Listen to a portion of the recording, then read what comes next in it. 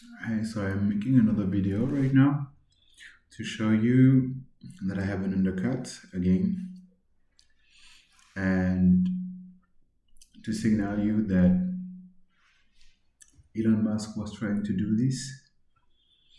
You see, I'm fast.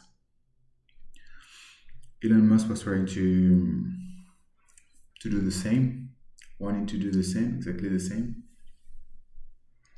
and he did about like around April, I think, when I did this for the first time. So yeah, I just wanted to show you this and to show you this mark as well that keeps being here up. The technology, perhaps it's a pimple, I don't know, but it's here for a couple of days now.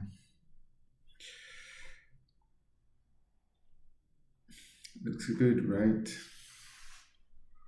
Like it. So yeah, I'm GQ magazine material, and